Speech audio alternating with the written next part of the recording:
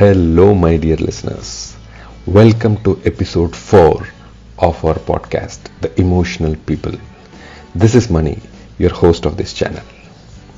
In this episode, I want to talk about a very important part of our brain that triggers and plays a vital role in our emotions. I hope you must have listened to the previous episodes wherein I gave you details of how our brain gets emotionally hijacked, and as a result we do certain things that we don't want to do. Do listen to it if you haven't after this episode. Now let's get going, and like I said, I want to talk to you about a prominent part in our brain, and it's called amygdala. Have you heard of the word amygdala? What it means in Greek is almond. Yes, that's a vital organ that's there in our brain, and it is in size of almond. But don't go by the size, it plays a very vital role. This almond shaped cluster is interconnected with lot of things in our brain. It is a structure which is perched, or it sits in between the brainstem or somewhere where the spinal cord ends, near the bottom of the limbic ring. And actually all of us don't have one but two amygdalas. Two amygdalas, one on each side of the brain, nested towards the side of the head a little bit. The human amygdala is relatively large compared to that of our closest evolutionary cousins, our primates, and it plays a very important role in our lives, especially towards emotions, because amygdala is the specialist for emotional matters. It has been found that if the amygdala is damaged, or if there is any part of amygdala which is not properly functioning, it is a striking inability which the person goes through, which means they are not able to gauge emotions. This condition is also called as affective blindness, because the person doesn't understand what the emotions that they are going through, or they don't react, or even the emotions don't come to the person. So during the study, the researchers once believed that they found an young man whose amygdala was damaged and was surgically removed, because that person had different seizures and different problems. And what they found as a result, once the part got damaged or was removed, was that particular individual totally became uninterested in people. He used to prefer to sit in isolation and with no human contact. Though he was perfectly able to talk, he was able to converse, he no longer recognized his close friends, relatives, or his people at home.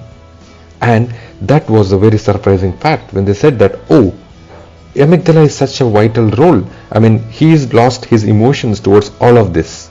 And that's where amygdala became the center of attraction.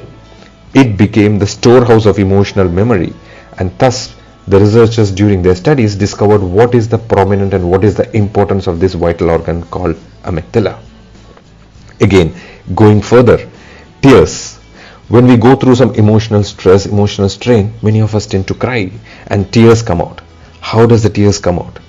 Tears are actually an emotional signal so unique to humans and are triggered by the amygdala and its nearby structures, because that's where the amygdala gets to trigger your emotions so that there is a comfort and soothe to the brain regions. Without amygdala, there would never be no tears of sorrow to soothe.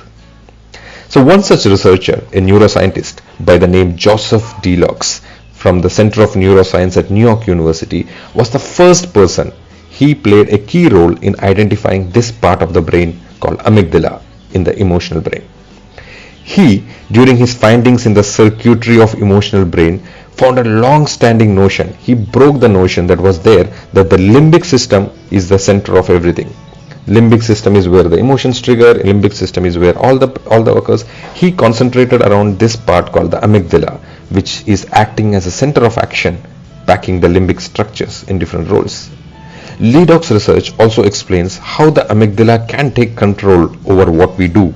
Even as a thinking brain, the neocortex is coming to a decision. For example, let's say you see a snake in front of you. When you see, it doesn't have the time to go and think and judge and all that. We'll have to immediately react. People react immediately, most of the people, without even using their logic brain. And that's the response of amygdala. It is in those moments such as these when impulsive feeling overrides the rational, and that's this part of amygdala is pivotal. So the incoming signals from the senses, which we all experience through all the visuals, hearing, touch, feel, all that, it is going through amygdala. Amygdala scans every experiences for trouble. It puts amygdala at the very most powerful post in one's mental life. Absolutely. Something like a psychological sentinel, challenging every situation, every perception. But one kind of question which is the most primitive, which always amygdala helps in judge when its experience is this something I hate? Is this something I fear for? If so, what should be my immediate moment? And that's how amygdala stores the information to react quickly before any other part of the brain or the emotional brain, be it rational brain, comes into play. In the brain's architecture, the amygdala is posed something like an alarm. You can think of it like an alarm, a company where operators stand by to send out emergency calls to the fire department, police, neighbor, wherever the home security system signals trouble. So it is that alarm which sounds the alarm of fear. It sends urgent messages to every major part of the brain. It triggers the secretions of body's fight or flight hormones, which we spoke about detail. Remember the last when you get into an emotional hijack, I explained of how do you really act, what do you do, the fight, flight and freeze. Amygdala triggers that reaction, mobilizes the center of movement and activates a cardiovascular system in the muscles and the gut, and based on which your physical body reacts. And they are so carefully coordinated changes that the amygdala orchestrates it so commandingly in different areas of the brain. You need not tell amygdala what to do. It has its own experience and storehouse based on which it reacts. Also, as I was thinking, or I was reading about one example wherein a young man was just passing by a bridge. He was walking over the bridge of a nice river that was flowing.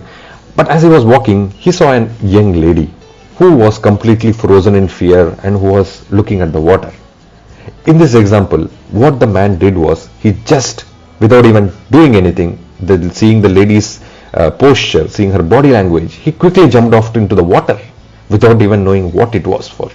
And then later realized that the lady's daughter was drowning, and then he could rescue her and bring her back without any communication, without the lady telling that what has actually been happening. Just by seeing her, the man could just visualize. Though he had his own experience in the marine field, what triggered him was just that pose or just that look of the lady triggered him to do that. So here, in such instances, the amygdala plays a very important role.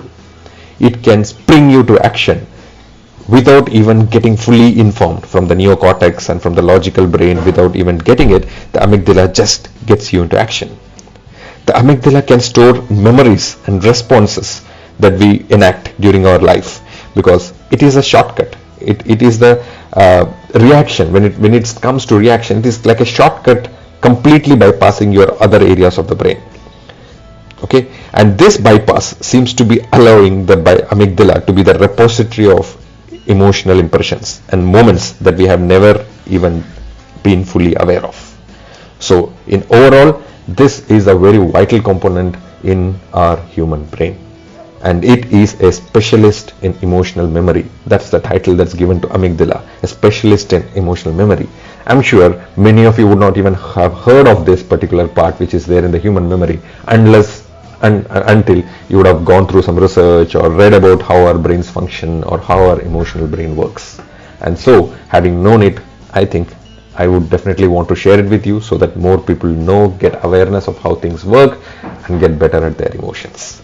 So thank you for listening to this episode. I'll come up with the next episode wherein I can give you more information, more knowledge and ways in which you can take care of the emotions and how it plays an important role in our human life. Thank you for listening and keep looking forward for more. Good day.